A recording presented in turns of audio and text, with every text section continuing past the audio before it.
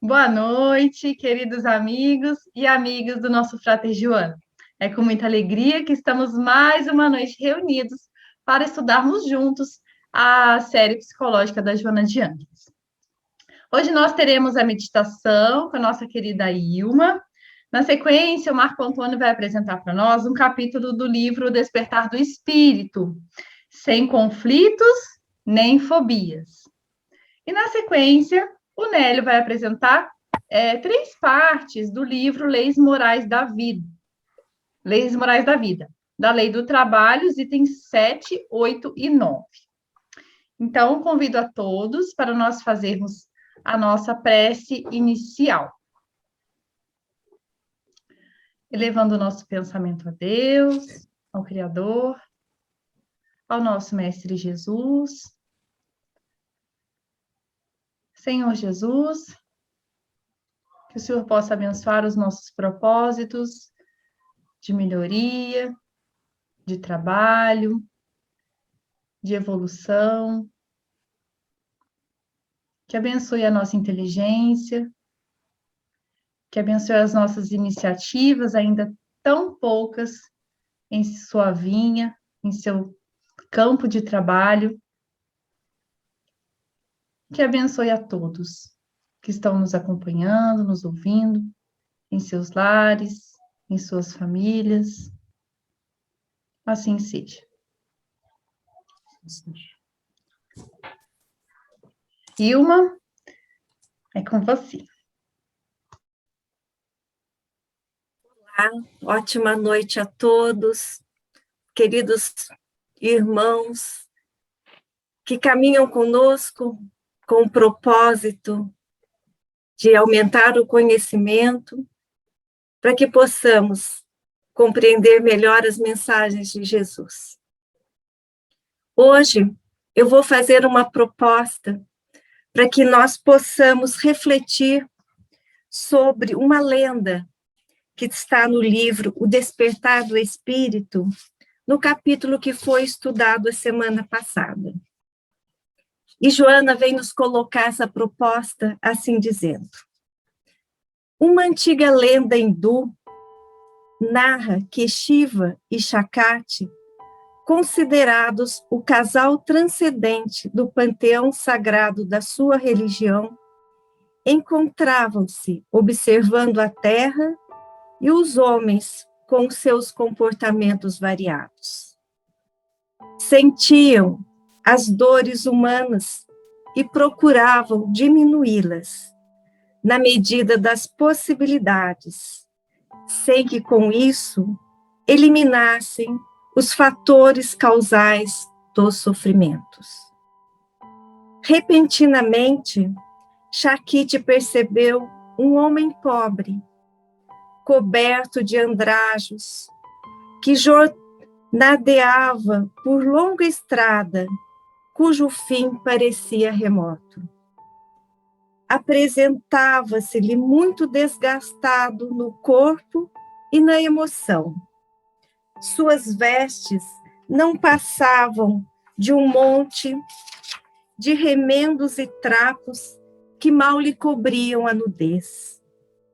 As alpercatas, gastas, pareciam não mais ser úteis para o caminhante, tão deploravelmente se encontravam. A deusa, tomada de compaixão, interferiu junto ao esposo, suplicando-lhe que concedesse ao homem feliz um pouco de ouro, de forma que tivesse diminuídas as suas penas.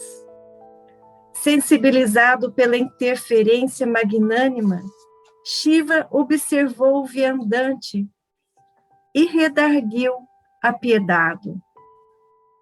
Não posso fazê-lo, porque ele não se encontra em condições de receber ajuda. Surpresa com a negativa, Shakti insistiu. Queres dizer-me que não podes auxiliá-lo, colocando-lhe no caminho um saco de ouro? Não é isso, respondeu o marido. Sucede que esse homem necessita aprender a receber, o que é muito diferente. Mas eu te imploro, te suplico, prosseguiu a esposa. Shiva, com muita sabedoria, deixou cair um saco de ouro alguns passos à frente do viajante. Quando esse se acercou, vendo aquele estranho volume no chão, passou de lado, reflexionando. Terei hoje com que me alimentar ou voltarei a experimentar as agruras da fome? Subitamente, dando-se conta do volume, exclamou: que felicidade poder haver percebido esse impedimento no caminho. Se estivesse distraído, poderia haver tropeçado nele e tombado no chão. E prosseguiu na sua marcha triste. Meus queridos, eu convido vocês agora a passar, para a meditação desse conto. Vou compartilhar uma tela para que a gente possa se inspirar.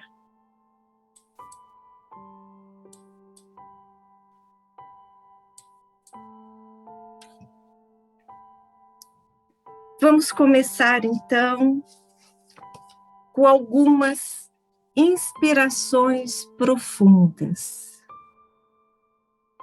Sentindo o seu corpo, notando toda e qualquer sensação. É importante relaxar o corpo, a mente, deixar que os pensamentos fluam de maneira natural. Inspire e expire profundamente.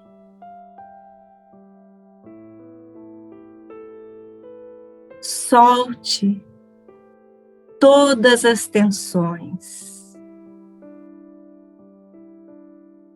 Você vai sentir-se cada vez mais relaxado.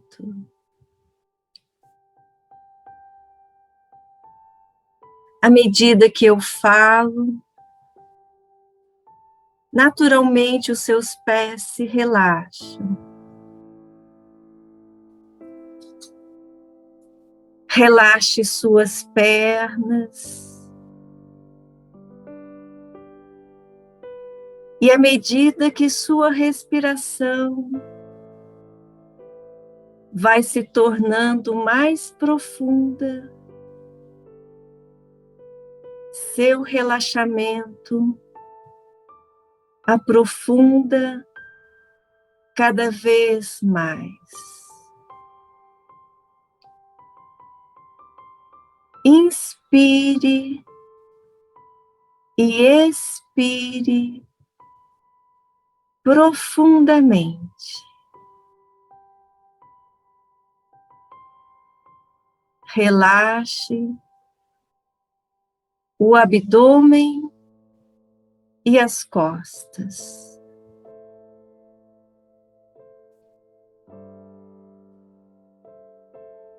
Relaxe o peito, os ombros e os braços.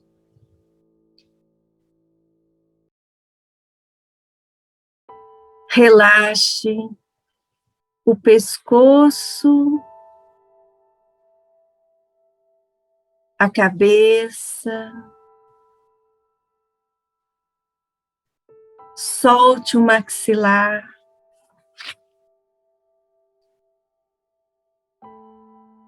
Tudo agora se remete neste único lugar,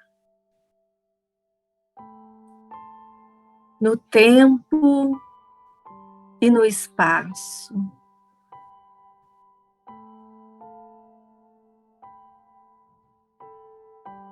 Deixe que sua respiração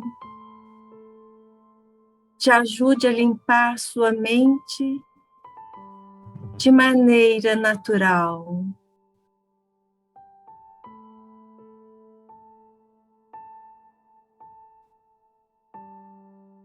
Fique vazio de todas as preocupações.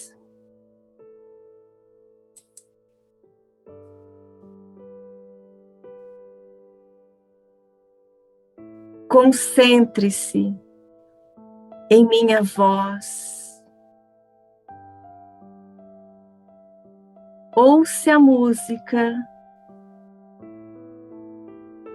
Relaxe. Relaxe.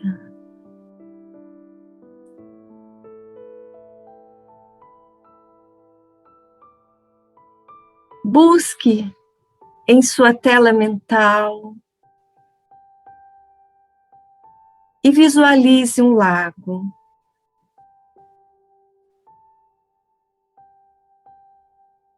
Deixe-se transportar mentalmente para a beira deste lago.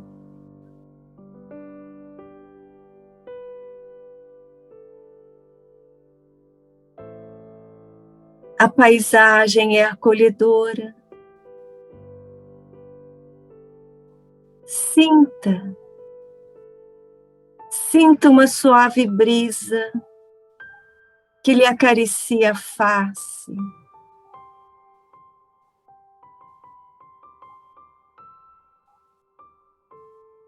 Perceba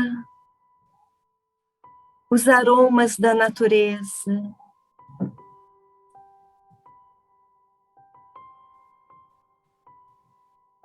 Olhe ao seu redor.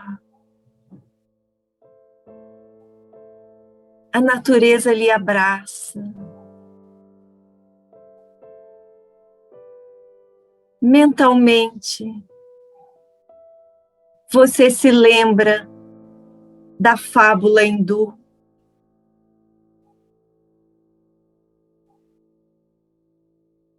Você visualiza aquele homem em seus pobres trajes, desviando do presente recebido de Shiva.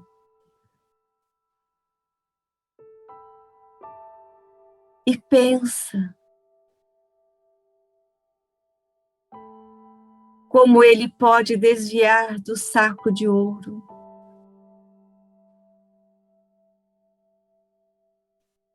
Inspire e expire profundamente.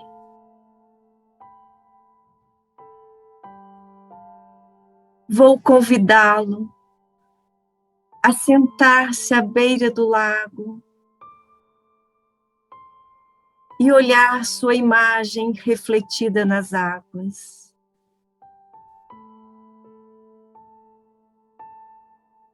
Quantas vezes você recebeu presentes e deixou-os ao longo da estrada de sua vida? A esposa, o esposo, ou o companheiro que solicitou sua compreensão em momentos de desequilíbrio emocional.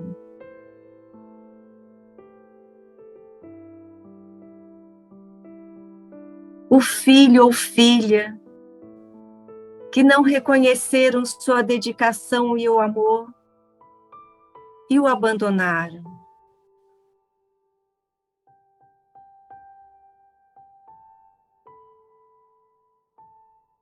O trabalho que exige de você novos estudos e maior dedicação.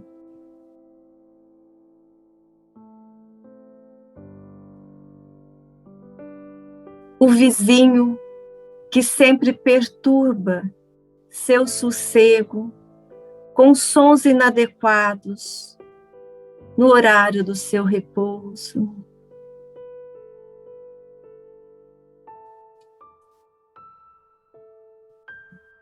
Quantos presentes para edificação da compreensão, caridade e autodescobrimento.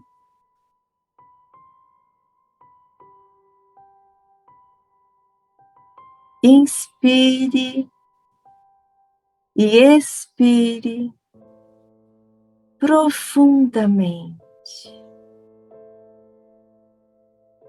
Profundamente.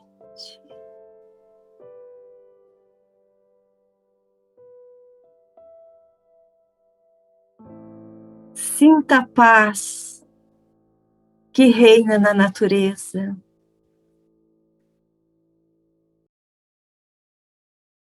Agradeça pela descoberta de tantos presentes que Deus lhe envia todos os dias.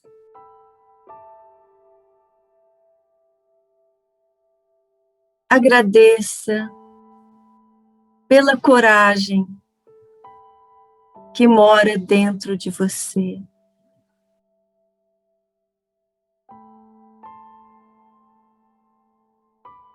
Agradeça pelo despertar de seu espírito, e diferente do homem do conto, você já está preparado para receber a ajuda.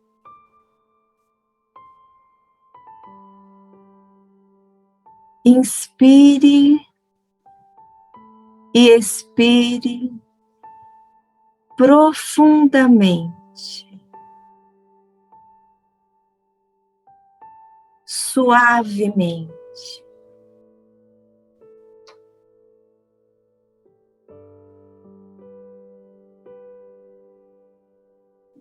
Volte sua atenção ao local de origem. Pode mexer as mãos, os pés, abrir os olhos e retornar ao convívio de todos. Agradeço a todos pela oportunidade dessa meditação. Dando sequência agora para os nossos estudos, o Marquinho, com o estudo do livro O Despertar do Espírito. Obrigado, Ilma. Boa noite a todos. Então, na verdade, gostei muito da meditação, porque teve tudo a ver, né, com o capítulo que a Joana vai tratar hoje, que encerrando o livro, né, como você bem trouxe para nós, nos capítulos anteriores, ela trouxe para nós todas essas questões que nós passamos durante a jornada, né, encarnatória, trouxe lá a questão da culpa, vergonha, medo da velhice, que foi semana passada, né, cansaço e desânimo, perda de sentido existencial, doenças psicossomáticas, instabilidade emocional, conflitos do cotidiano, dificuldades nos relacionamentos entre cônjuges, entre a família e no meio social, enfim, todos esses, como você bem colocou, presentes para o nosso crescimento, né? Então, o Júnior sempre coloca, toda vez ele traz o título, né? O Despertar do Espírito. E a Joana, nesse último capítulo, ela vai nos orientar nesse sentido de, porque os 3 tópicos que ela vai discorrer nesse último capítulo, sem conflitos nem fobias, né? Os 3 tópicos são vitória sobre a morte, outro, encontro com a saúde, e por último, autorrealização e paz, né? Então, são temas que vão muito ao encontro, assim, do tempo, do que está acontecendo atualmente em nossa vida, em sociedade, né? A questão da saúde, a questão de perdas, né? Que tanta gente desencarnando, né? Às vezes prematuramente por causa da Covid. Então, assim, ela traz os esclarecimentos para nós. Eu entendo que com respeito à dor daqueles que perdem, mas ela traz com clareza de que é aparente, né? Não existe o extermínio, que é só uma mudança de estado de vibração. Então, ela trata muito sobre isso. Inclusive, na introdução, ela vai trazer 4 parágrafos que falando sobre o medo da morte, né? Primeiro ela fala algumas coisas sobre o medo da morte, para depois entrar no primeiro tópico, que é vitória sobre a morte. Lembrando que a autorrealização, que é o último tópico, ela traz o conceito no primeiro capítulo do livro, né? Que seria aí de novo, né? Sempre bom relembrar, a autorrealização que ela traz para nós é todo um lento e complexo processo de despertamento, desenvolvimento e amadurecimento psicológico de todas as potencialidades íntimas ainda adormecidas dentro de nós, né? O encontro com o self. Então, ela trata disso também dentro desse capítulo, né? E depois, especificamente no capítulo 2, ela tem um intitulado Autorrealização. Então, um capítulo ela fala só disso lá no segundo capítulo, que é a autorrealização. Então, especificamente, eu vou trazer uma síntese e depois conto com a contribuição de vocês, né? Na introdução, ela inicia falando que esse medo da morte, na verdade, consciente ou inconsciente, já está dentro de cada um de nós, né? Porque tem a ver com a própria questão da preservação, né, da vida material. Ela coloca isso. E conforme nós vamos desenvolvendo, vamos tendo nosso amadurecimento psicológico, a gente vai diminuindo, né? Vai cedendo, o medo vai cedendo a confiança à vida. Segundo ela, no primeiro parágrafo isso. E ela fala que o desenvolvimento emocional, que segundo ela cresce ao lado do progresso intelectual, ela coloca, destrava os elos que limitam o nosso comportamento e aí desabrocha os sentimentos, né, de fraternidade, amizade, confiança, amor. Isso tudo ainda no primeiro parágrafo que ela vai colocando. E aí, com isso, os conflitos, os nós dos conflitos vão se afrouxando, né, com esse amadurecimento nosso, e o indivíduo consegue entender os mecanismos existenciais, segundo ela. E aí é muito legal o jeito que ela coloca, que conforme nós vamos amadurecendo, os receios sucede a coragem para a luta. Isso aqui já não, como no último capítulo, né, eu acho que ela já está presumindo que nós estamos despertos, né? Porque isso aqui, ó, o sofrimento sobrepõe-se a alegria de viver ao sofrimento, a depressão toma lugar a esperança de conquistar tudo que aspira, harmonizando-se e alcançando o equilíbrio interior. Então, acho que quando chegamos nesse patamar, né, por isso que eu acho que ela deixou para fechar o livro, é que a gente já passou por todos aqueles tesouros, como trouxe a Ilma, né, ou desafios, vamos colocar assim, os desafios existenciais, e já estamos mais amadurecidos de forma a conquistar o equilíbrio interior, independente dessas questões da nossa vida, né, que todos nós passamos. Então, essa é a introdução. Aí, o segundo parágrafo, ela traz uma questão da origem desse medo da morte, né? Que, mais uma vez, ela já trouxe em outros livros isso, que pode ser gerado na infância, né?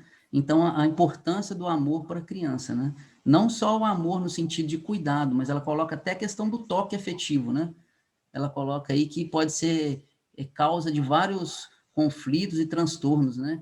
Na criança, se não houver esse... E ela coloca até de forma bem assim, ó, sobrevivência real de uma pessoa, ela coloca essa expressão, sobrevivência real de uma pessoa depende dos vínculos amorosos que foram mantidos com aqueles que a cercavam na fase infantil.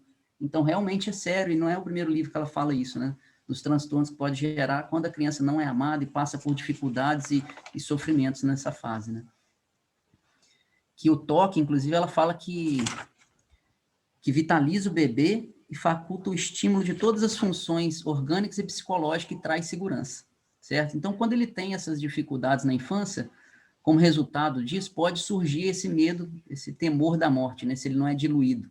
Que a criança mal informada que ela coloca, acha que vai desaparecer o ente querido, teme também para o seu próprio desaparecimento, né? Desintegração, que ela usa a expressão. Então, isso pode surgir, essa dificuldade. Somente com terapia, segundo ela, se isso acontece na infância, né? Isso gera... Somente com terapia que esse medo pode ser enfrentado, né? E ela coloca aqui uma expressão, que depois o Nélio provavelmente vai comentar, ela usa essa expressão em 2 tópicos, tanto na introdução, quanto no encontro com a saúde, que ela coloca aqui que o indivíduo desperta para objetivos mais elevados do que os imediatistas, né? E compreende o significado psicológico de estar vivo, atuante e útil. Então, eu grifei essas duas expressões aqui, porque provavelmente o Nelly vai falar para a gente isso na lei do trabalho, né, no próximo estudo. Atuante e útil no contexto do grupo social ao qual se movimenta. Isso ela usa aqui na introdução e depois repete lá no encontro com a saúde. O indivíduo que ele não sai de si e trabalha em favor da sociedade em que ele vive, né? Inclusive, lá o Nelly vai falar, com certeza, ele vai trazer bem isso para a gente. Isso aí nos auxilia a lidar com os nossos conflitos, né? Por isso que ela coloca isso aqui, sem conflitos nem fobia. Sem o trabalho em favor do outro, não tem como a gente propicia, né? Que nós diluamos os nossos conflitos, né? Os nossos problemas íntimos. Então, vamos aí, o último parágrafo, ela traz coloca assim, que o verdadeiro sábio, aquele que realizou o sentido existencial em plenitude, morre serenamente porque entende que a experiência teve um começo, um desenvolvimento e é natural, que atinge a meta da transferência para outro campo vibratório, né? E o imaturo é aquele que se deixou conduzir pela futilidade da vida, somente buscou o prazer e é tomado de pavor, porque imagina a perda dos encantamentos e gozos, né? Então, ela fecha essa introdução falando sobre o medo da morte para iniciar o primeiro tópico, que é vitória sobre a morte. Alguém quer comentar alguma coisa sobre a introdução, que gostou mais aí nos 4 parágrafos? Ou posso continuar? Vocês falam no final, então.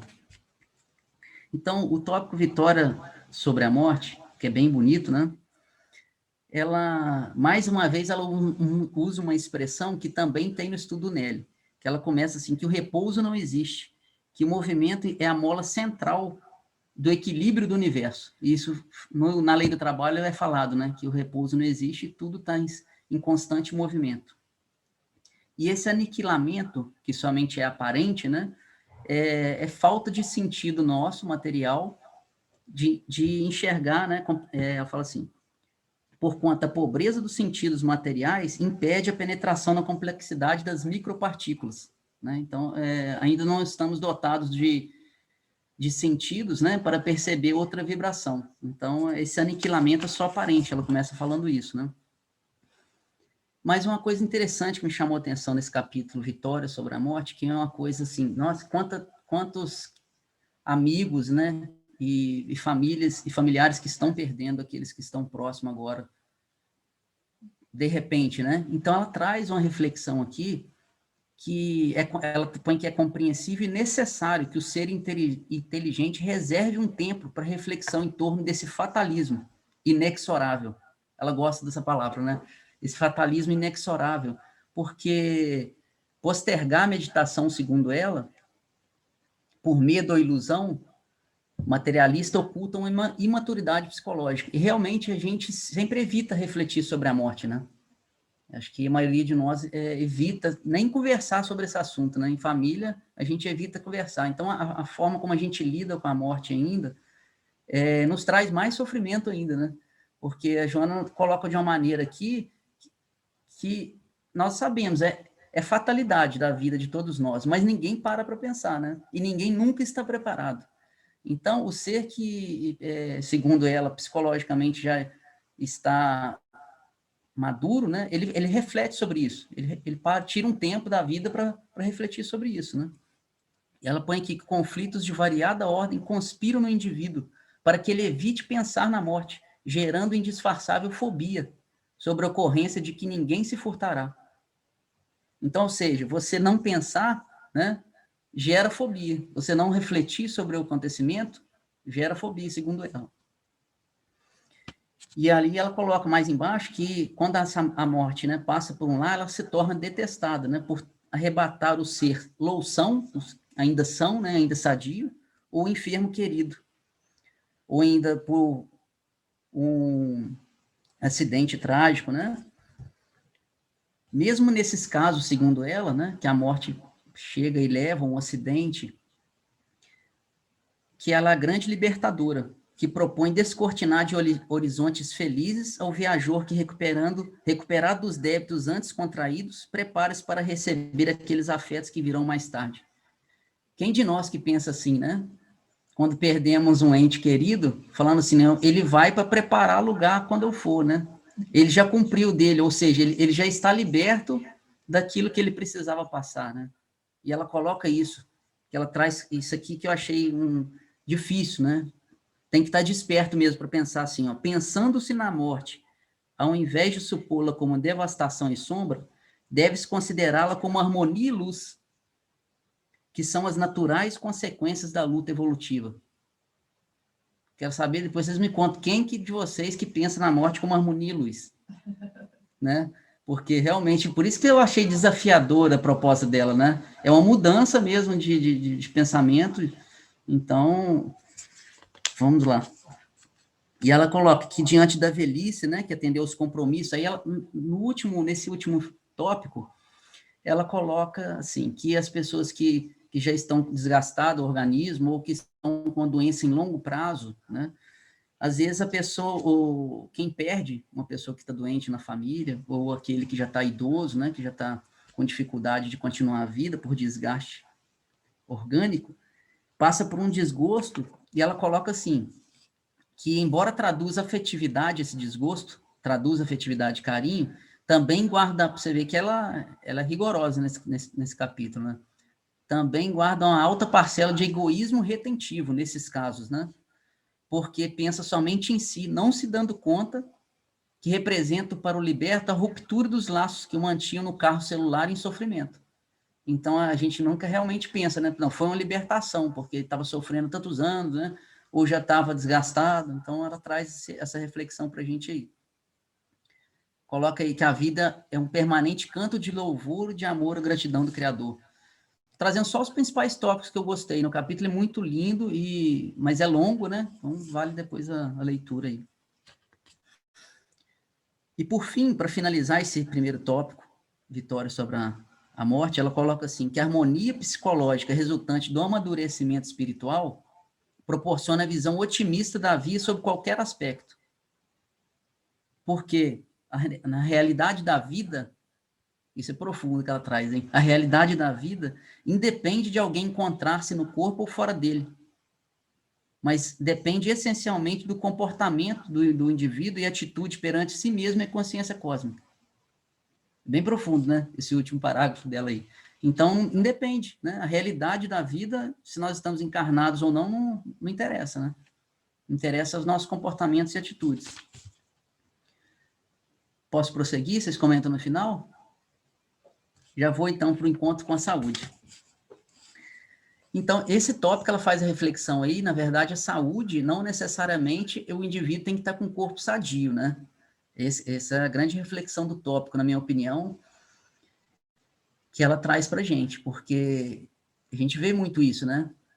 Eu já tive amigos muito queridos com doenças, assim, incuráveis, e que viveram de uma forma extremamente feliz, né, e com demonstração de coragem, com demonstração de exemplo para quem está em torno, né, de confiar na providência, né, de falar assim, não, Deus tem um propósito para a minha vida, Ele está cuidando de mim. Então, ela traz isso para a gente aqui nesse tópico, né. Mas ela fala que tem no nosso processo terapêutico, né, que nos ajuda a identificar as nossas enfermidades reais ou não, tem um comportamento que é necessário que nós adotemos, que é essa identificação, né, que vai mais para o lado da autorrealização, lá, né? Identificação das elevadas potencialidades de que do que o indivíduo dispõe para o enfrentamento da própria consciência. E ela vai tratar disso no último tópico, que ela vai falar muito do inconsciente, né? Que é a questão da paz, ela vai trazer isso no último. Mas, enfim, aqui ela fala, a saúde legítima não é algo que se busca fora da própria realidade, como se fosse um remédio na prateleira de uma farmácia. Não é isso a saúde real, né? Saúde legítima que ela usa.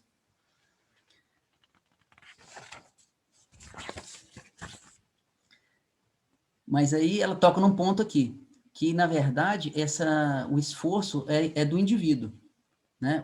Ela traz a questão muito aqui dos psicoterapeutas, né? Até como forma de auxílio, mas ela coloca que sem a real vontade, né, e o esforço do paciente, fica difícil, porque ela coloca aqui que o psicoterapeuta ele só conduz, né, e auxilia o indivíduo a achar as ferramentas que ele tem dentro dele e que não está conseguindo encontrar ou adormecidas para que ele mesmo consiga tratar, né? Inclusive, ela fala isso no início, lá na introdução, que quando o indivíduo desperta e amadurece psicologicamente, ele mesmo se torna o seu psicoterapeuta, né? Pode auxiliar o terapeuta só como auxílio, mas ele mesmo é o seu psicoterapeuta. Mas o trabalho, porém, é pessoal e intransferível, ela coloca, né? Para a questão da saúde, né? Saúde real.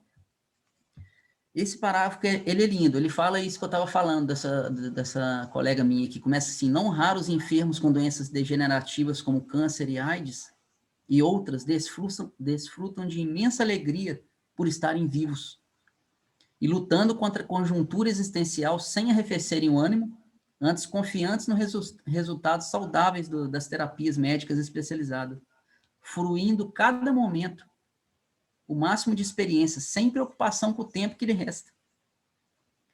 Sem lamentações, enfrentam as injunções penosas com tranquilidade estimulante. Esse aí contagia a gente, né? Porque a gente não tem nada e está sempre reclamando. E às vezes o indivíduo lá com câncer está muito mais alegre, feliz e otimista na vida do que a gente, né? Dá até vergonha, né? Então, é por isso que eu gostei da tranquilidade estimulante, porque realmente, né? Contagia quem está em volta. É exemplo para quem está em volta, né?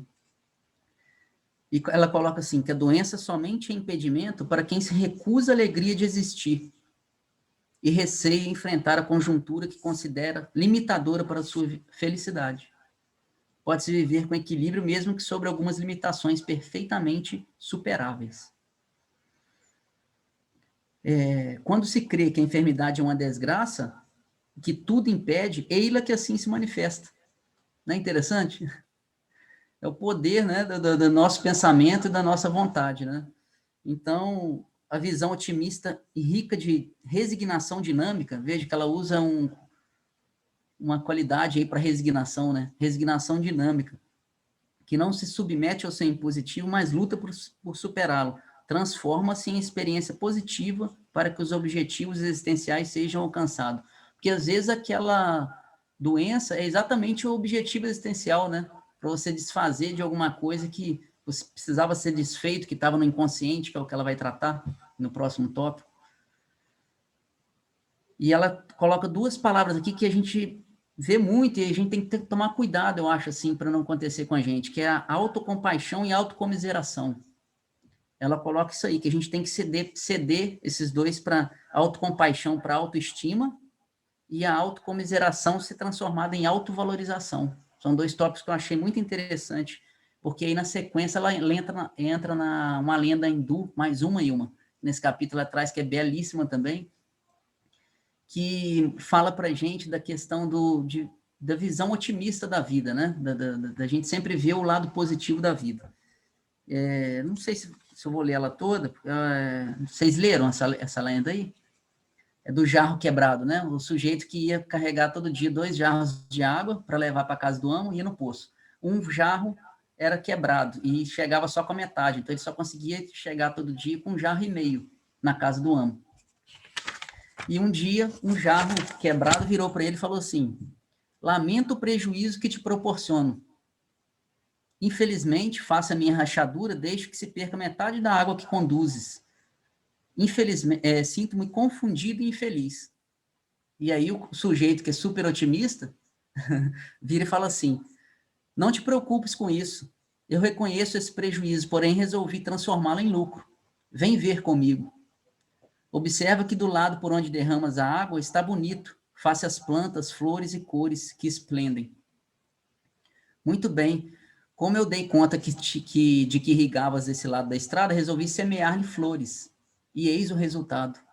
E você vê que o rapaz trouxe... Isso acontece, gente. Isso aqui, às vezes, a gente vem com uma coisa pessimista, um amigo que está do lado traz uma visão otimista daquilo, e a gente insiste no pessimismo, que é o que o Jarro fez aqui, ó.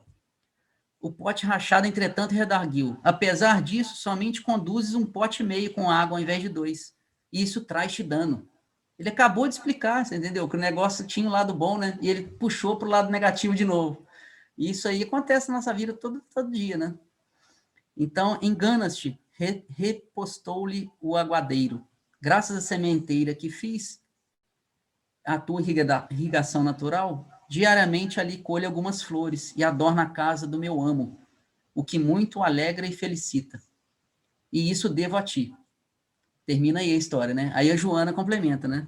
É sempre possível transformar limite em harmonia, falta em completude, ausência em esperança. Então, é uma grande reflexão para nós, né? Porque às vezes a gente é muito pessimista e as pessoas insistem, né?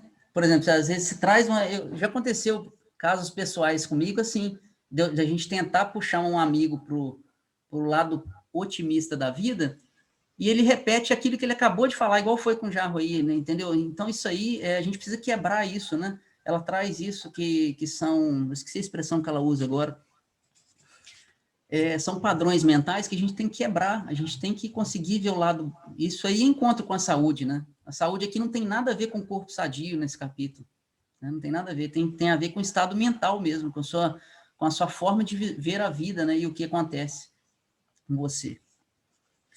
E ela fala que o encontro com a saúde é fácil, mas para manter essa saúde, né? Ela fala que precisa de um coração jovial, um espírito amável, que consegue resolver qualquer problema, proporcionando saúde e paz, já que o trânsito orgânico, ela coloca, né, se caracteriza sempre por pequenos convites à reflexão. A gente sempre vai ter contratempos, né? Ou tesouros, como a Ilma falou. Agora eu não vou esquecer mais, Ilma. Todo contratempo vai ser tesouro, né? Então, por último, meus amigos, a autorrealização e paz.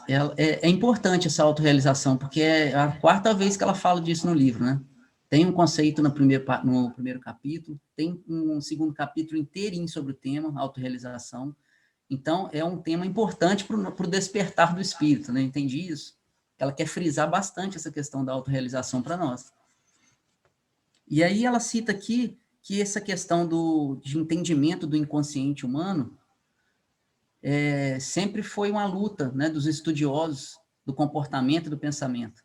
Então, ela cita aqui vários estudiosos, né, desde Leibniz até Hegel, Schopenhauer, Freud e a psicanálise, né, o Jung com o inconsciente coletivo, ela vai citando, falando um pouquinho de cada um, né, e depois ela complementa, que aprofundando-se no inconsciente, né. Vou colocar só o que ela trouxe, né, depois vocês complementam o estudo, quem quiser especificamente sobre cada um deles, né. Depois que ela fala do Jung, do inconsciente coletivo, ela põe assim, aprofundando-se, porém, a sonda da investigação no abismo do inconsciente humano, as heranças coletivas constituem as experiências individuais nas reencarnações anteriores, proporcionando o armazenar das conquistas e prejuízos que permanecem na memória extracerebral, no perispírito, não poucas vezes ressumando em paz, quando saudáveis, ou em conflitos, se precedentes de erros e defecções morais. Ou seja, as nossas experiências transatas, né, que ela usa isso aqui, se foram positivas e dentro das leis divinas, nos trazem paz, porque ficam gravadas no perispírito, na memória extracerebral no perispírito. Então, se foram positivas e concetâneas com as leis divinas, elas nos trazem paz e tranquilidade na encarnação atual, né? Se não, elas não trazem os conflitos, as fobias, né? Então, é isso que ela está falando aqui. E são esses comportamentos infelizes, né? Quando, no caso, são infelizes, que geram na conduta psicológica os tormentos de difícil compreensão psicanalítica, no caso, porque transcendem da atual existência corporal, né? Ela coloca isso. Então, absorvido, né, esses conflitos na personalidade, eles refletem na libido. Ela conceitua a libido como vigorosa herança dos instintos primários. E que ela é responsável por inúmeras distonias, ansiedades e transtornos fóbicos, né? Nós já tratamos sobre isso lá na questão da sexolatria, da questão da abstinência, né, Nélico? Eu acho que o Nélico fez também na época, ela fala sobre isso. Então, ela fala que a terapia da autoconsciência. A autoconsciência, ela não explicou aqui, mas eu entendi da gente trabalhar a questão de sermos espíritos imortais, né? De aí nos livrarmos da culpa, né? De erros passados e trabalharmos agora para um futuro luminoso, né? Que ela coloca no final aqui como sendo a nossa saga evolutiva, trabalhar por um futuro luminoso sem culpa com o passado, né? É a partir de hoje que está valendo, né? Então, nós precisamos trabalhar o futuro, né? Através do presente, construir um futuro melhor, né? Mas esse que é o desafio, porque ela fala que a paz é isso, ela vai falar mais na frente, que é exatamente quando o inconsciente, ele não acusa o seu consciente. Essa que é a paz que ela fala, né? E, ao contrário, quando o inconsciente, ele só traz para o consciente, ela coloca, irriga o consciente, né, de ideais superiores, essa que é a paz que ela coloca lá. Inclusive, é muito interessante que ela traz aqui que essas injunções pretéritas, quando negativas, né, que são castradores, precisam de tempo a ser diluídas, pode acontecer, inclusive, delas manifestarem como rigidez corporal. Ela traz algumas coisas que somatizam no organismo, né?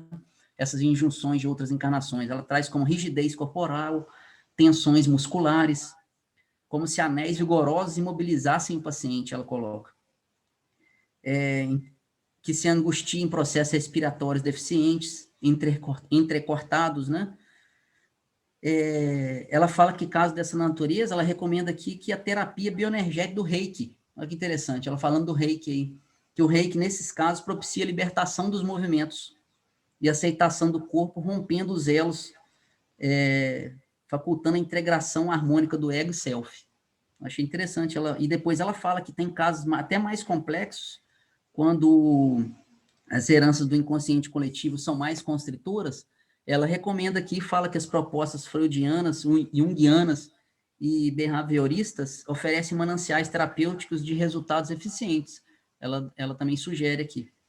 Mas ela fala que, na verdade, a busca da autorrealização da paz necessita da experiência e terapias especializadas, né? As nossas experiências de vida melhores, né? Melhores escolhas na atual encarnação, eu entendi dessa forma, né? Mas ela coloca os estudiosos da psique humana como missionários, ela coloca aí, né? São missionários que vieram para propiciar a paz e alegria, né, na Terra. Ela coloca isso. Então, ó, a paz resulta da consciência sem choque com o inconsciente, que a irriga de ideais superiores e estimula as realizações enobrecidas. E, por fim, ela fala que quando conseguimos atingir essa autorrealização aí, né, e a paz, que não estanca aí, que ela coloca como um momento clímax, que, na verdade, ela coloca, é inestancável a marcha para o infinito.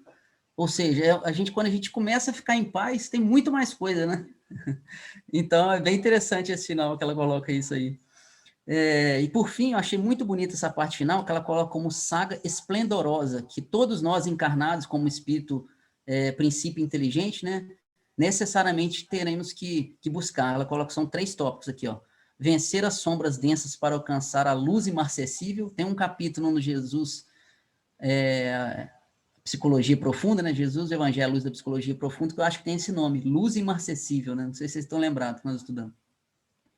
Libertar-se das doenças e dos transtornos psicológicos, alargar a percepção da realidade, saindo da estreiteza dos limites em que se carcera, diluir as barreiras do pensamento pessimista. Isso aqui é uma coisa que nós precisamos desenvolver mesmo, viu? Porque a gente precisa ser mais otimista com a vida, né? Independente das dificuldades. Isso aí, a gente ainda tem muita dificuldade, né, em ser otimista. E aí ela coloca que tudo isso que eu falei eis a saga esplendorosa que deve ser encetada por todos os seres que nascem com princípio inteligente. Então, falei rápido, né? Vocês vão complementar para mim, me ajudar aí, Ilma. Eu fiquei preocupado com o tempo, Ilma.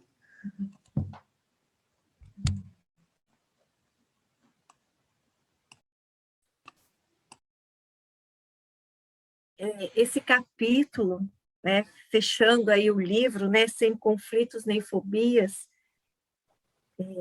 ele traz, né, muitos conceitos para que a gente possa realmente refletir bastante, né, com relação a esse despertar do espírito.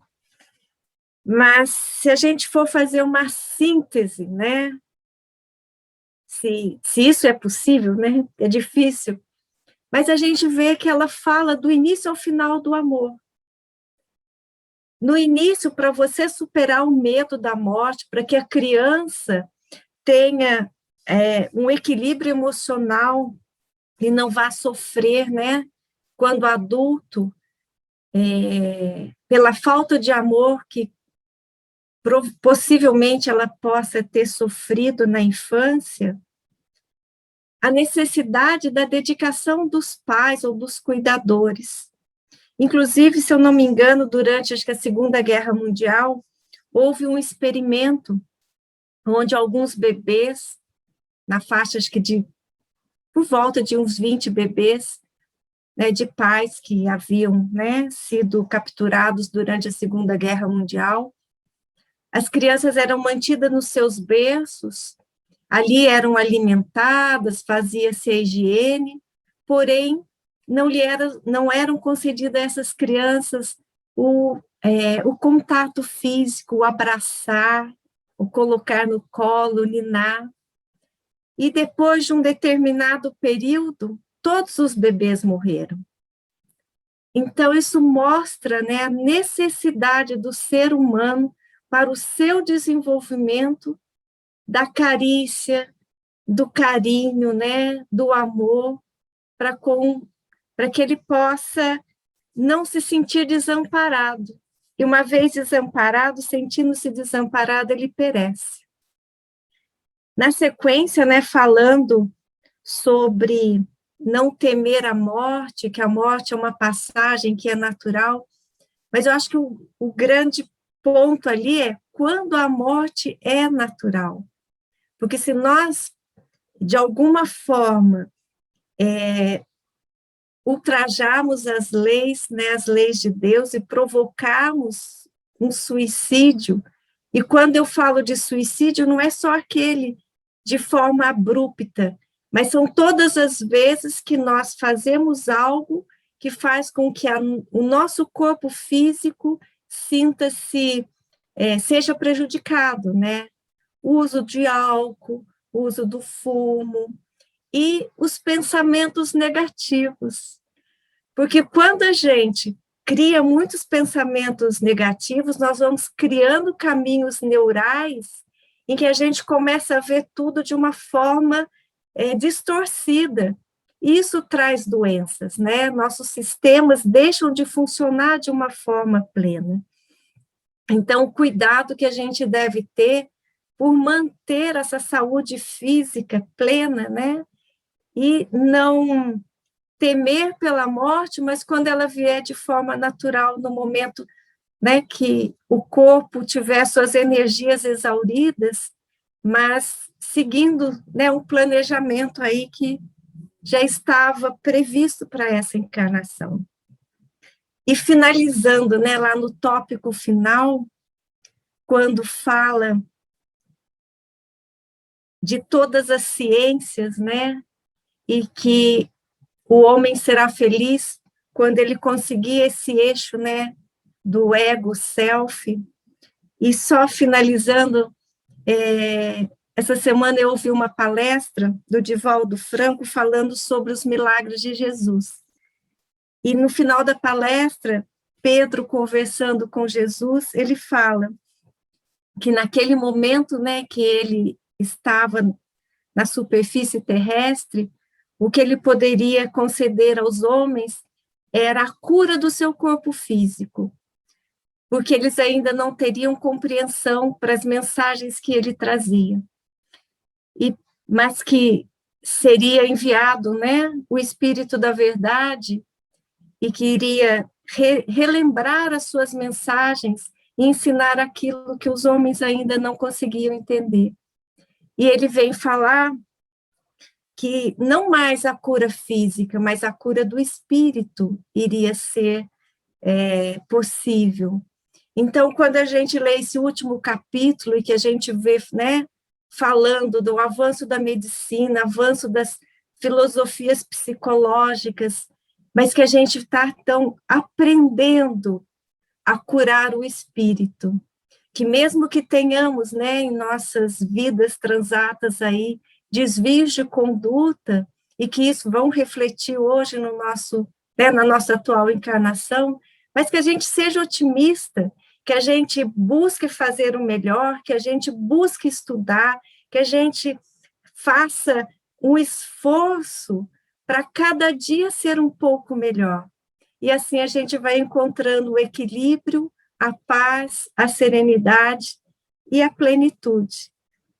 Vamos aprendendo a despertar o espírito, né? Eu entendi isso também em uma do capítulo, complementando o que você falou.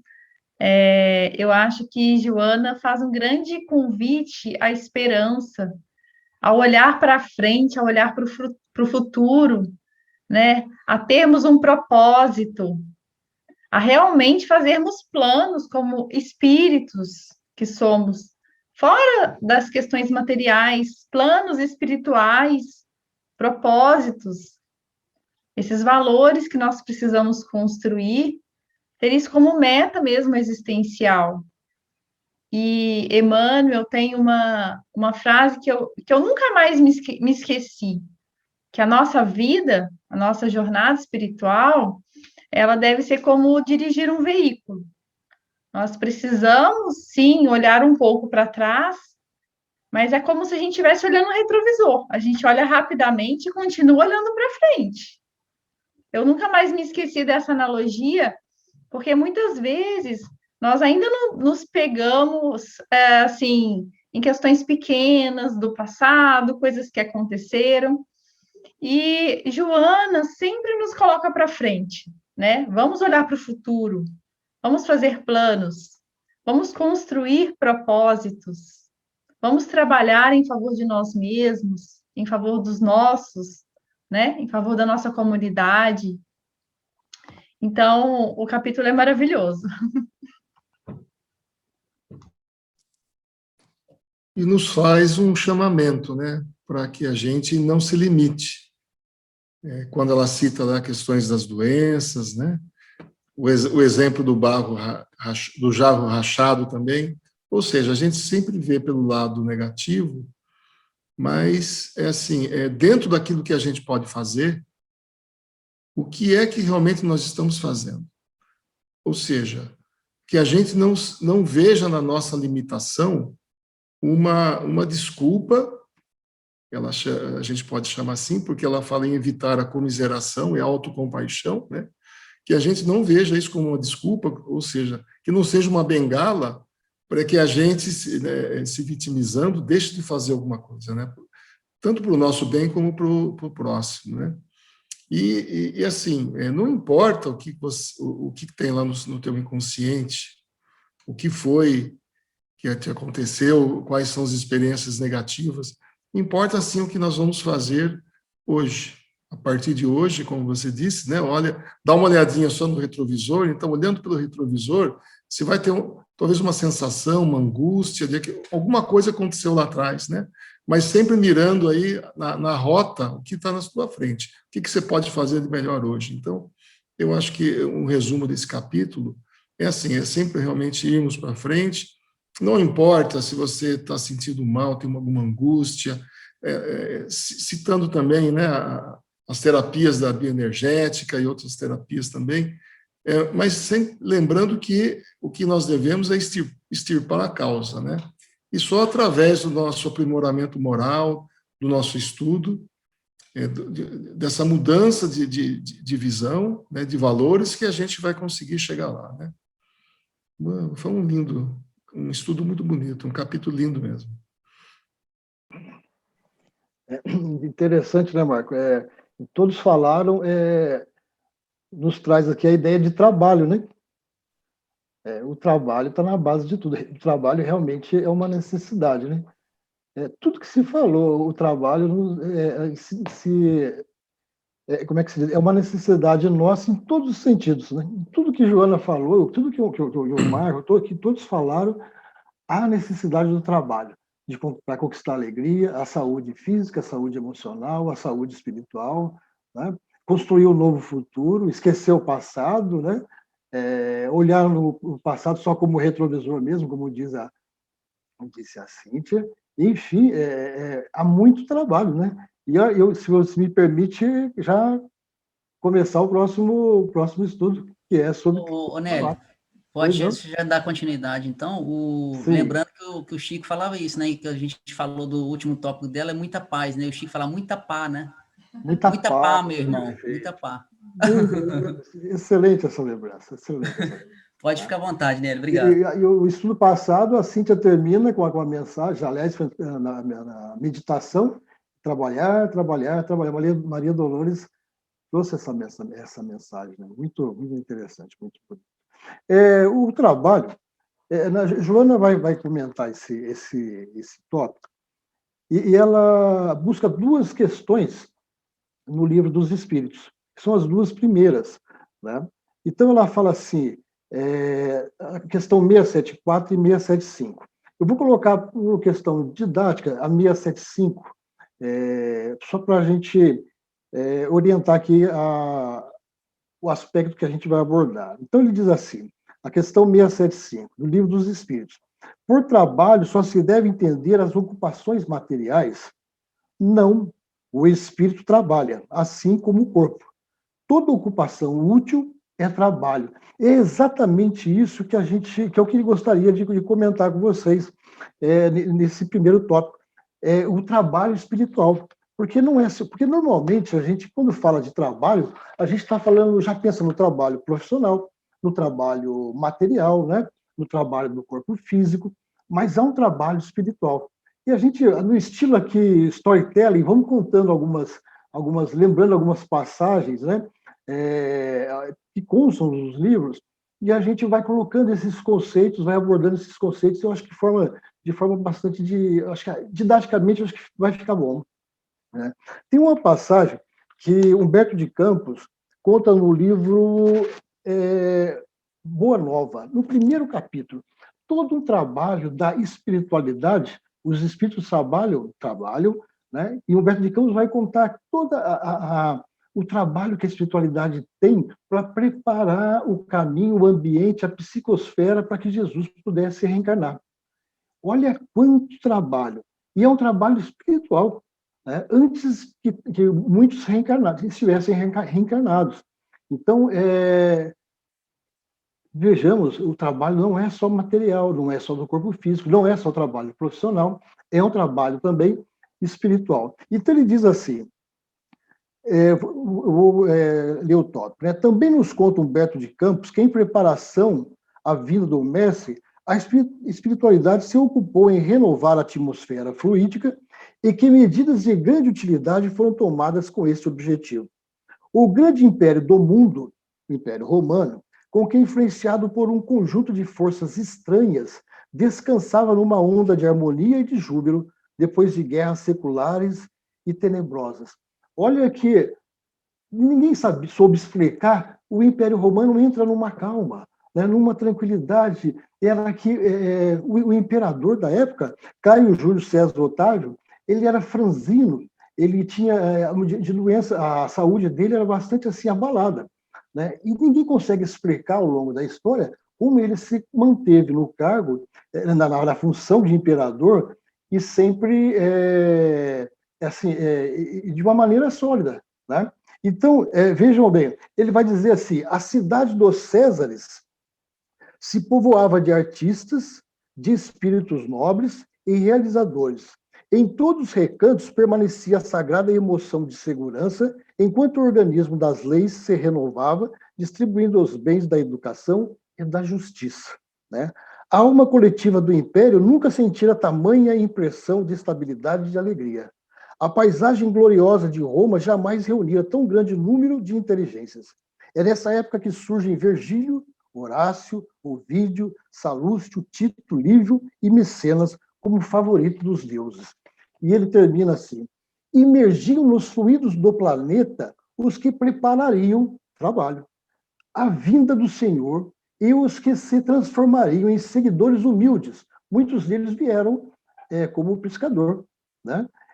Como simples pescadores, em imortais dos seus passos divinos. Ia chegar à Terra o sublime emissário, sua lição de verdade e de luz ia espalhar-se pelo mundo inteiro. Então, a espiritualidade prepara trabalha e muito, preparando a psicosfera para que Jesus conseguisse reencarnar. Por quê? Porque o seu perispírito precisaria tirar do fluido cósmico ambiente a formação, né? A própria manifestação física. Então, precisava desse ambiente de paz, esse ambiente de falando de poesia, falando das artes, né? E sem guerra. Então, olha, aí o que eles fizeram? Quase 100 anos antes, começa a reencarnar alguns espíritos, né? Queriam, vamos dizer assim, fomentar a arte, fomentar a paz. Olha que os espíritos trabalham, e há muito trabalho. Às vezes a gente vê assim, tem uma outra passagem, que é a passagem de Maria, diz Humberto de Campos. Olha só, vamos ver mais essa aqui.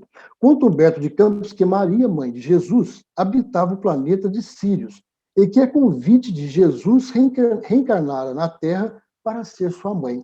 Vocês já pensaram nisso? Né? O espírito, todo um trabalho está sendo preparado. Então, uma reencarnação é um grande trabalho, não é isso? Se a gente pensar no lapso da eternidade, no tempo da eternidade, a reencarnação é um lapso de trabalho, de ocupação útil, né? De um espírito. E vocês já pensaram, alguém recebeu o convite, né? Maria recebeu o convite e não estava no orbe terrestre, estava em Sírios, diz Humberto de Campos, convidado pelo próprio Jesus para que aceitasse o convite para ser sua mãe. Dá para imaginar, a gente conseguiria imaginar como é que se diz, um diálogo desse? E Ilma, vocês que são mães, né? Ilma, Cíntia, é uma coisa assim que transcende, né? Uma coisa que transcende. A gente poderia imaginar, Maria aceitaria ser minha mãe numa reencarnação futura? Jesus falando para Maria, conhecemos esse espírito como Maria, né? Mestre, porventura alguém negaria tamanha honra? Né? Talvez Maria pensasse assim. Maria, a questão não é só de honra, mas é de muita dor e sacrifício. Seu filho será imolado, açoitado, crucificado. Olha o trabalho que se projetava para Maria. Né? E aí, mais na frente, João diz a bênção do trabalho. Né? Outra vez, se fosse chamados ao trabalho da vinha do Senhor. Né? E não é qualquer trabalho. E hoje, e depois ela vai dizer assim, estarei eu preparada para tamanho sofrimento? Né? Maria poderia dizer para Jesus. Jesus responderia, aquele convite será de grande utilidade de trabalho, né? De grande utilidade para todos os nossos irmãos do grande educandário, que é como conhecido o planeta Terra. Senhor, eu aceito que seja feita a vossa vontade e a vontade de nosso Pai que estás no céu. Olha, às vezes a gente vê hoje uma mãe que não trabalha, a gente fala assim, ela trabalha? Não trabalha. Esse espírito vai reencarnar e às vezes vai ser mãe de uma criatura, às vezes difícil, né? Comprometida, com um psiquismo bastante comprometido. Né? E é um trabalho que se aceita, esse espírito aceita vir como mãe, né? Daquele espírito tentar e se esforçar para endireitar, para colocar nos caminhos corretos uma criatura dessa, um espírito dessa.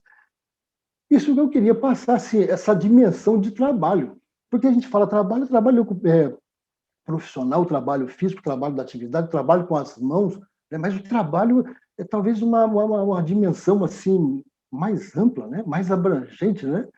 E aí,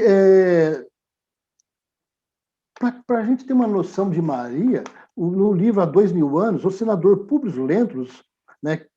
Encarnação de Emmanuel, nos traz algumas observações sobre a Maria, em sua plena ocupação divina, como mãe do Mestre Jesus. Quando ia começar o cortejo, né, de Jesus para a crucificação, Emmanuel estava no palácio e de longe ele via, né, como Públio Lentulus, ele estava vendo a figura de Maria. E ele faz, no livro Há 2000 anos, ele descreve essa passagem. Ele vai dizer assim, de uma das janelas do palácio considerou penalizado o desprezo infligido àquele homem que um dia o dominara com a força magnética de sua personalidade incompreensível, observando a ondulação da turba enfurecida ao sair o inesquecível cortejo. Ao lado do mestre não se via mais a carinhosa assistência dos discípulos e seus numerosos seguidores, apenas algumas mulheres, entre as quais se destacava, olha como ele descreve Maria, o vulto impressionante e agoniado de sua mãe. o amparavam afetuosamente no doloroso e derradeiro transe. Eu fui ver qual é realmente a definição, né? O significado de impressionante, que causa impressão nos sentidos, por beleza, forma, porte, etc. Admirável, fascinante. Determinados trabalhos exigem alguns atributos que são diferenciados também, né? Para ser mãe de Jesus e aceitar esse trabalho e participar desse trabalho da forma que Maria participou, né? Olha, não é fácil. Ela não se desespera, ela renuncia, ela faz o silêncio, ela chora, né? Mas ela, em nenhum momento ela parece que protagoniza, né, a história do mestre. Ela parece que aceita e entende desde sempre a razão e os objetivos da missão de Jesus, né? Então, olha que, quando se fala em trabalho, os espíritos trabalham desde muito cedo, né? Trabalham desde muito cedo. E aí, um outro aspecto, uma outra lembrança, né? E outra lembrança, não menos bela, se refere a Jesus recomendando os cuidados de Maria a João, discípulo amado. Olha, mulher, eis aí o teu filho, olhando para João, disse, filho, eis aí a tua mãe. Há uma ocupação, né? Útil, porque o útil é alguém, né? Servir a alguém, de João, né? Olha como trabalho é tudo isso também, né? Não é só de se imaginar aquele trabalho repetindo, né? O trabalho da forma que a gente vê. E aí João se ocupou em cuidar de Maria. No livro Paulo Estevão, Emmanuel nos dá a notícia que nos dá essa notícia. João vai para a igreja de Éfeso, para cuidar da igreja de Éfeso. E lá ele leva Maria, né? Então ele cuida muito bem. Olha como é que as informações estão em vários livros, né? E ele vai para cuidar. E Paulo queria entrevistar Maria justamente para os esclarecimentos, os contos, né, as passagens que Maria poderia passar, servir para ele construir mais tarde o seu evangelho. Então, Emmanuel vai dizer assim, Paulo, com delicadeza extrema, visitou a mãe de Jesus na sua casinha singela, que dava para o mar. Impressionou-se fortemente com a humildade daquela criatura simples e amorosa, que mais se assemelhava a um anjo vestido de mulher. Paulo de Tarso interessou-se pelas suas narrativas caridosas a respeito da noite do nascimento do mestre. Já pensou a gente ter acesso a isso? Né? Se um dia a gente fosse fazer uma live aqui, imaginar Maria falando sobre aquela noite? Né? Quem sabe um dia, né, a gente vai pelo menos ouvir de outros espíritos esses comentários. Quem sabe? Gravou no íntimo suas divinas impressões e prometeu voltar na primeira oportunidade, a fim de recolher os dados indispensáveis ao evangelho que pretendia escrever para os cristãos do futuro. Maria colocou-se à sua disposição com grande alegria.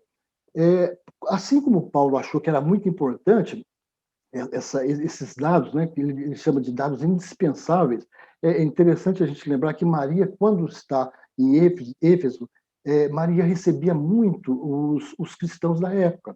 Às vezes em dúvida, às vezes passando por um problema.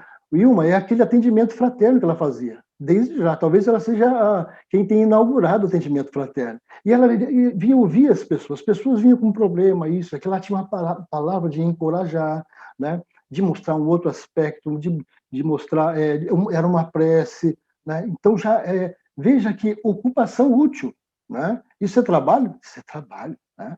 Ocupação útil. Eu queria muito conversar com vocês sobre esse aspecto de trabalho, né? Então, veio o trabalho como ocupação útil, para finalizar essa questão. Podemos definir trabalho como aquela medida, quantidade de energia transferida, aplicada para uma determinada ação, esforço, para se atingir determinado objetivo, né? Logo, quando estamos realizando um trabalho, estamos ocupados, ou seja, estamos em ocupação. Eu sou do tempo que se falava assim, qual é a sua ocupação? Vocês, talvez os mais jovens não saibam disso, né? Mas antes era assim, qual é a sua ocupação? Eu trabalho assim, trabalho assim, tenho minha profissão sou médico. Mas era um termo que se usava, né? No dicionário, o significado de ocupação é o próprio trabalho a ser executado. Olha, se você pegar uma definição antiga no dicionário, ocupação é o próprio trabalho a ser executado. Eu não sou tão velho, mas é que o tempo está evoluindo muito rápido. Esse é o problema. Então, toda ocupação é trabalho? Não. Pelo critério dos imortais, na questão 675, somente é considerado trabalho a ocupação útil. Qual o conceito de útil nesse sentido? Que serve ou é necessário para alguém. Tá? E aí, a necessidade do trabalho. Né? Agora nós estamos na questão 674. A necessidade do trabalho é lei da natureza? Perguntou Kardec. Os espíritos responderam. O trabalho é lei da natureza, por isso mesmo que constitui uma necessidade. E a civilização obriga o homem a trabalhar mais porque ele aumenta as necessidades e os gozos. Como o trabalho, mais do que ser uma ocupação útil, ele é uma necessidade indispensável para a felicidade, aspecto moral e manutenção do homem. A gente observou, né, no estudo do Marco e todos os comentários, que trabalho é uma necessidade. Né? Por isso que trabalho é uma lei natural, é uma lei divina. Né? Porque fugindo da lei divina, fugindo da lei natural, nos vem a infelicidade. Né? Então, é isso que a gente logo observa. O que é lei natural? É aquela que, quando a gente se afasta, a gente está sob pena da infelicidade. Tá?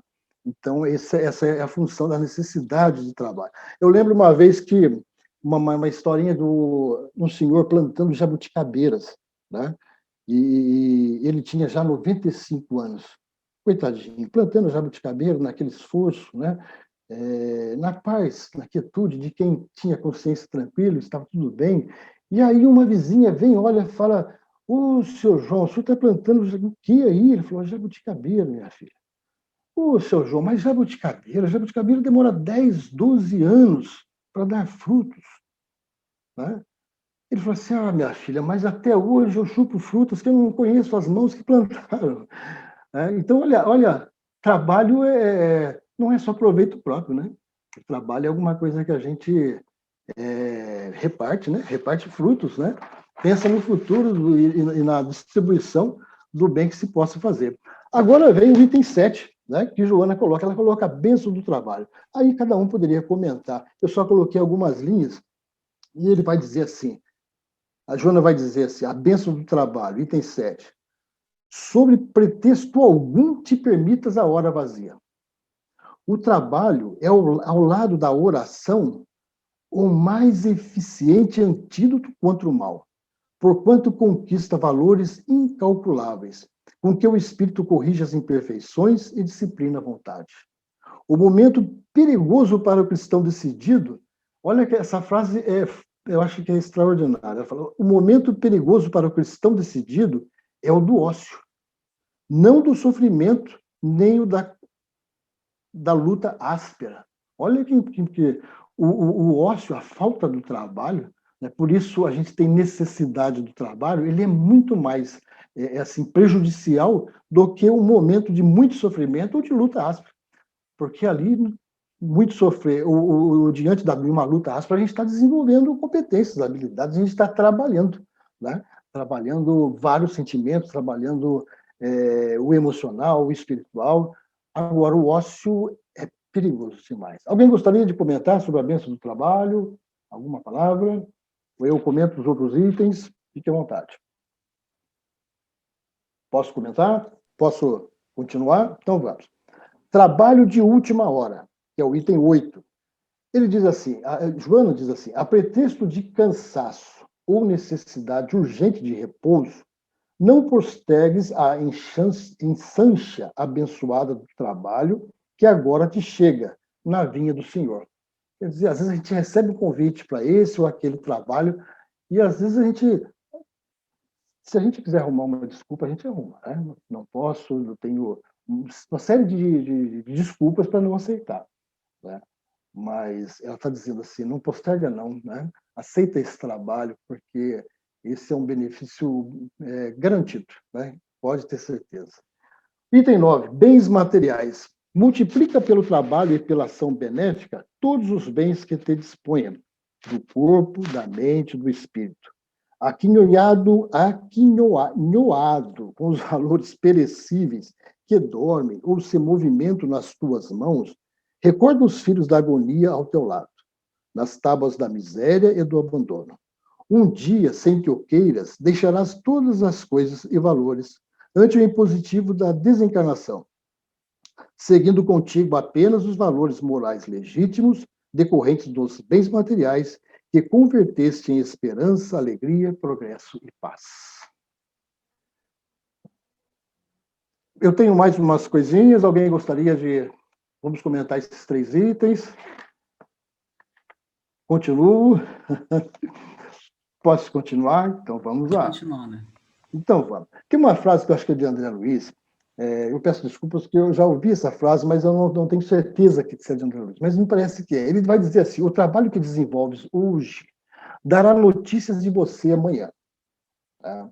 Eu quase certeza que é dele, mas eu não posso afirmar. Tem uma outra história, né? A Ordem do Mestre, que está no livro Crônicas de Além Túmulo, que é o que a Ilma falou sobre a codificação, né? Sobre o Consolador Prometido. Então, ali, Humberto de Campos conta que Jesus chama... olha que interessante, Jesus vai chamar João Evangelista para perguntar como é que está a sua doutrina e vai passar para ele um trabalho, né? A necessidade de um trabalho que cuidasse da codificação, né? Agora, vejam bem, João Evangelista foi aquele que Jesus pede para que cuidasse da mãe. Então, Jesus tinha 2 tesouros, um era a mãe, tá? Se não tivesse mais, mas com certeza a mãe com muito carinho, a Maria. E o segundo, a própria doutrina espírita. E ele pede para a mesma pessoa. Tá? Então, o trabalho que desenvolves hoje dará notícias de você amanhã. Tá? Tem que ter confiança. Tá? Tem que ter confiança. Você não vai passar... para cuidar da sua mãe, você vai ter que pedir para alguém que você confia muito, né? Que vai cuidar com muito zelo. Né? Isso feito com muito zelo, você adquire confiança nessa pessoa, nesse espírito. E aí você vai passar uma nova missão. Então, aquilo que você faz hoje vai te garantir fazer um trabalho de maior excelência amanhã. Então, hoje, o que a gente faz como trabalho, seja ele qual for, a gente precisa colocar a maior atenção, maior zelo, maior carinho, dedicação, né, nesse trabalho que nós fazemos hoje. Então, ele diz assim, o livro vem, eu não vou ler toda a história, mas diz assim, em um determinado momento, ele vai falar assim, sim, meu João, e por falar nos meus deveres, como segue no mundo as coisas atinentes à minha doutrina? Vão mal, meu senhor. E João, evangelista, vai dissertar uma série de problemas em relação à doutrina do Cristo. Isso é antes da codificação do Espiritismo. Em determinado momento, Jesus vai falar, então, meu discípulo, não poderemos alimentar nenhuma esperança? E João vai dizer assim, infelizmente, Senhor, é preciso que nos desenganemos. Por um estranho contraste, há mais ateus benquistos no céu do que aqueles religiosos que falavam em vosso nome na terra. Olha, e Jesus, em determinado momento, vai falar assim para ele, mas prometi ao mundo um consolador em tempo oportuno. E os olhos claros e límpidos postos na visão piedosa do amor de seu Pai Celestial, Jesus exclamou, se os vivos nos traíram, meu discípulo bem-amado, se trafico com o objeto sagrado da vossa casa, profligando a fraternidade e o amor, mandarei que os mortos falem na terra em meu nome. Desse Natal em diante, meu João, descerrarás mais um fragmento dos véus misteriosos que cobrem a noite triste dos túmulos, para que a verdade ressurja das mansões silenciosas da morte.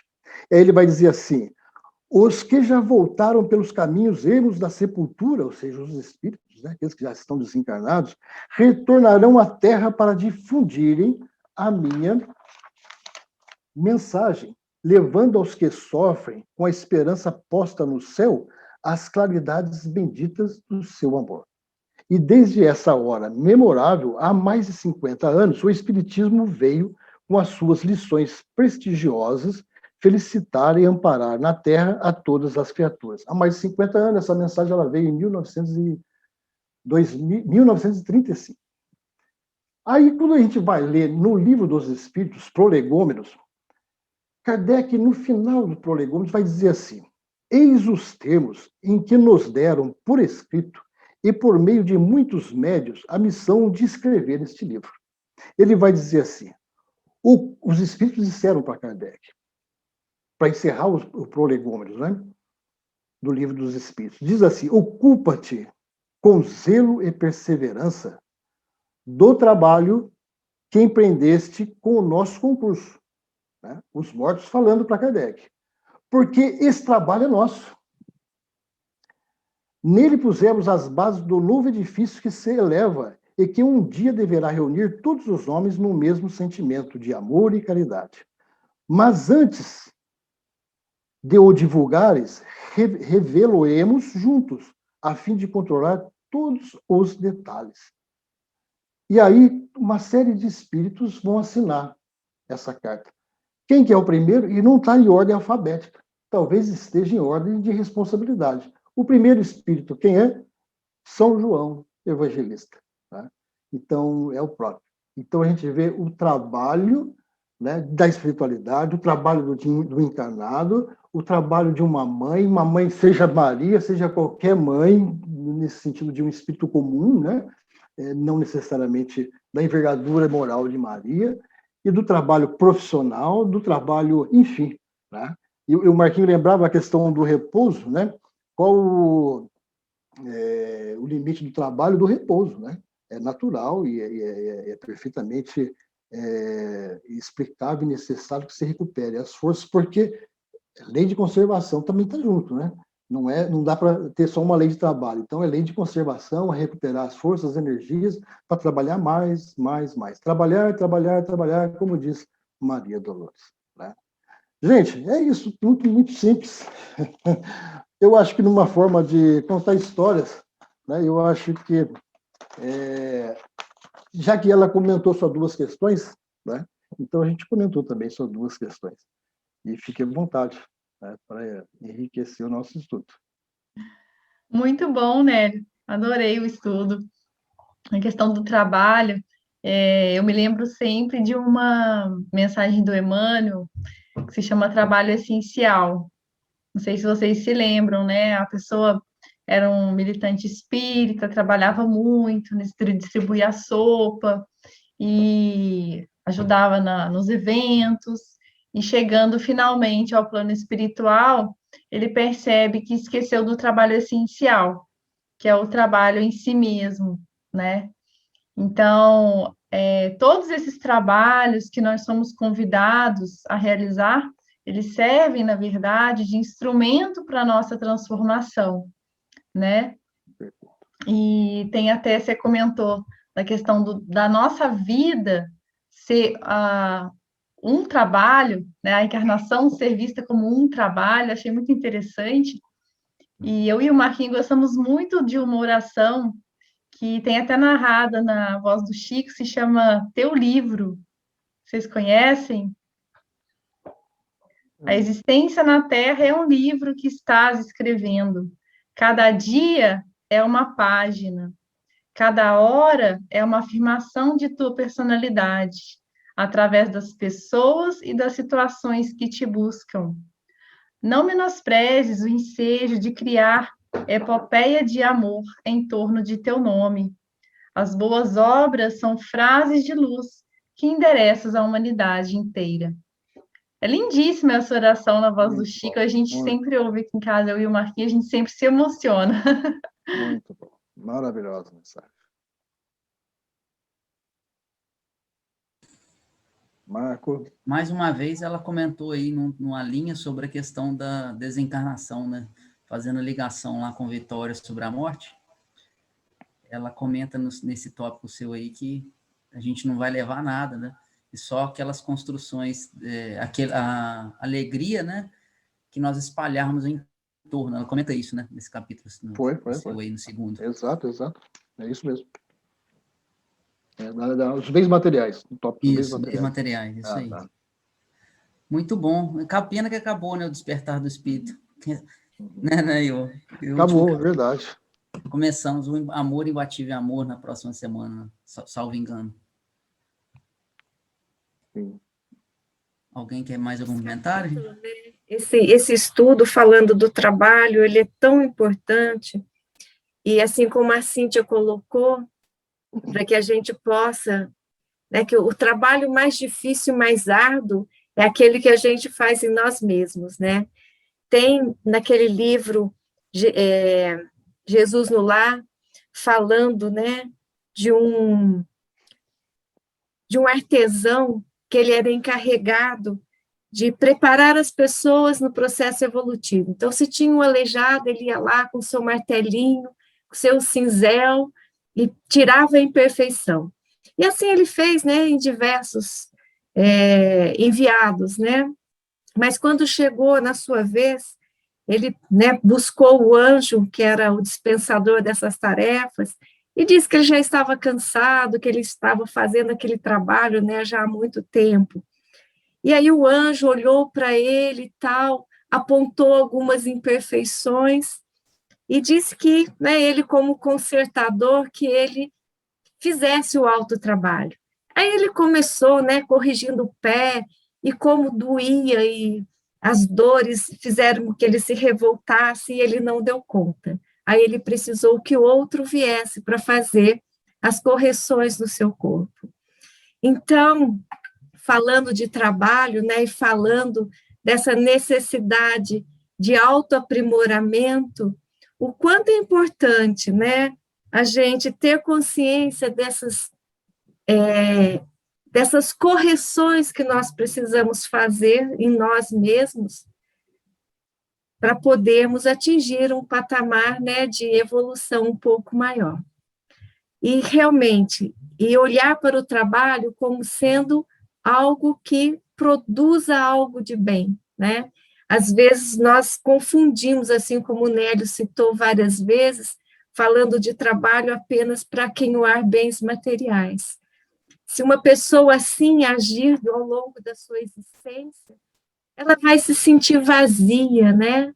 Porque ela não soube trabalhar os bens que são imperecíveis, né? Que é o conhecimento, que é o desenvolvimento do amor, lembrando que só através da caridade, quando a gente tem um olhar para o próximo e quando a gente dedica o nosso tempo ao próximo, é que nós efetivamente vamos conseguir galgar, né, patamares mais elevados no exercício do amor, da dedicação, em benefício do bem, né? Nos transformando assim, né? Como alguém já colocou aí no início, a Cíntia colocou no início, na oração inicial, que a gente possa ser os trabalhadores da última hora na vinha do Senhor, né? Muito bem, muito bem. E como diz a Joana aqui nesse capítulo, né, Nélio? O trabalho se alicerça nas leis de amor que regem o universo, né? E pede para que a gente multiplique pelo trabalho e pela ação benéfica todos os bens de que disponha, do corpo, da mente e do espírito.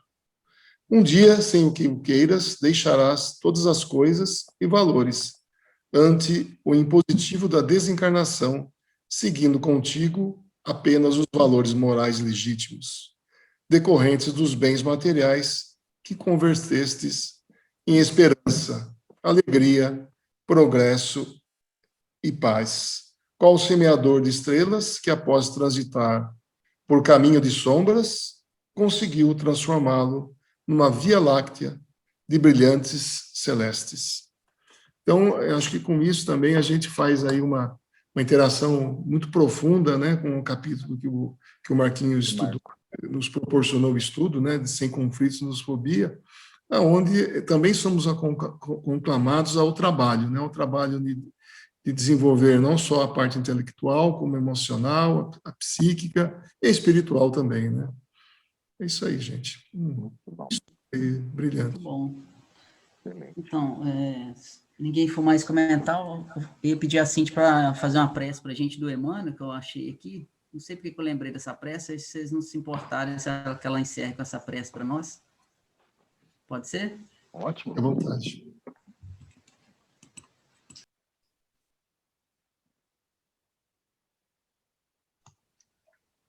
Vamos elevar o nosso pensamento, então, nosso querido Mestre Jesus. Senhor Jesus, agradecendo-te o amparo de todos os dias, eis-nos aqui, de espírito, ainda em súplica, no campo em que nos situaste. Ensina-nos a procurar na vida eterna a beleza e o ensinamento da temporária vida humana. Apesar de amadurecidos para o conhecimento, muitas vezes somos crianças pelo coração. Ágeis no raciocínio, somos tardios no sentimento. Em muitas ocasiões, dirigimos-nos à tua infinita bondade, sem saber o que desejamos. Não nos deixes assim, em nossas próprias fraquezas. Nos dias de sombra, sê nossa luz. Nas horas de incerteza, sê nosso apoio e segurança. Mestre divino, guia-nos os passos na senda reta. Dá-nos consciência da responsabilidade com que nos enriqueces o destino. Auxilia-nos para que o suor do trabalho nos alimente o lume da fé. Não admitas que o verme do desalento nos corroa o ideal e ajuda-nos para que a ventania da perturbação não nos inutilize a sementeira.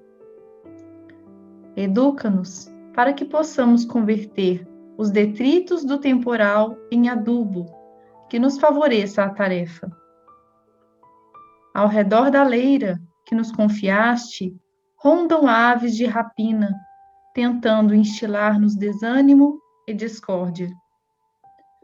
Não longe de nós, flores envenenadas deitam captoso aroma, convidando-nos ao repouso inútil, e as aves canoras da fantasia, através de melodias fascinantes, concitam-nos a ruidosa distração. Fortalece-nos a vigilância, para que não venhamos a cair. Dá-nos coragem para vencer a hesitação e o erro, a sombra e a tentação que nascem de nós. Faze-nos compreender os tesouros do tempo, a fim de que possamos multiplicar os créditos de conhecimento e de amor que nos emprestaste. Divino amigo, sustenta-nos as mãos no arado de nossos compromissos, na verdade e no bem, e não permitas, em tua misericórdia, que os nossos olhos se voltem para trás. Que a tua vontade, Senhor, seja a nossa vontade, agora e sempre. Assim seja. Som, muito obrigado, então. Até a próxima semana. Abençoada semana a todos. Fiquem com Deus. Até semana que vem. Uma ótima noite a A todos, ao Marquinho, ao Nélio, pelas contribuições aí da Cíntia, do Pacheco. Que tenhamos uma excelente semana. Um grande beijo no coração de todos.